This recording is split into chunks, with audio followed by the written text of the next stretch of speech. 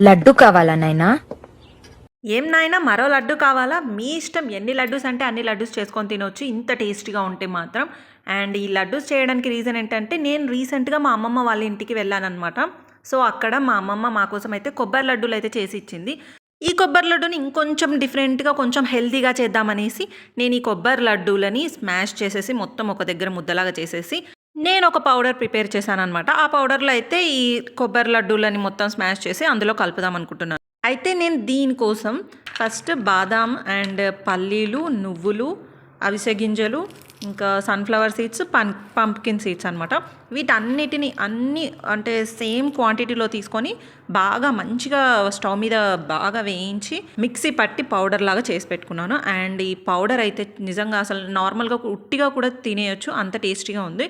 And దీంట్లో మనం ఎంతైతే క్వాంటిటీ తీసుకున్నామో దానికి 3/4 కప్పు, మనకి తక్కువ కావాలంటే హాఫ్ కప్పు క్వాంటిటీ, మనం ఎంత క్వాంటిటీ పౌడర్ ఉంటే అంతకి హాఫ్ కప్పు బెల్లం పౌడర్ అయితే తీసుకోవాలి. బెల్లం పౌడర్ కాకుండా లేదంటే మనం బెల్లం తురిమైనా వేసుకోవచ్చు.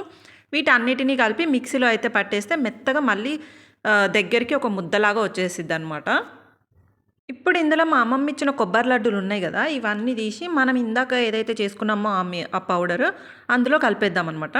ఇవి ఆల్రెడీ అసలు ఇలా కలుపుతుంటేనే దగ్గరికి లడ్డూలాగా వచ్చేస్తున్నాయి. అండ్ నేను ఇందులో కొంచెం నెయ్యి అయితే యాడ్ చేశాను, అంటే ఫ్లేవర్ బాగుంటుంది, హెల్త్కి కూడా మంచిది కాబట్టి కొంచెం నెయ్యి అయితే యాడ్ చేసేసాను. ఇంకోటి ఏంటంటే మా అమ్మమ్మ ఆల్రెడీ కొబ్బరి లడ్డూలో బెల్లం వేసింది, సో దానికి అది సరిపోయింది. నేను చేసిన పౌడర్కి, నేను తీసుకున్న పౌడర్కి సగం క్వాంటిటీ బెల్లం వేశాను. సో బెల్లం కాకుండా మీరు డేట్స్ కూడా వేసుకోవచ్చు, న్యాచురల్గా స్వీట్నర్ లాగా ఉంటుంది. అండ్ నేనైతే బెల్లం వేశాను. అండ్ ఈ లడ్డూలు మాత్రం సూపర్ అంటే సూపర్ టేస్టీగా వచ్చాయి. వీడియో నచ్చితే మాత్రం లైక్ చేసుకోవడం అస్సలు మర్చిపోవద్దు. ఉంటా, బాయ్.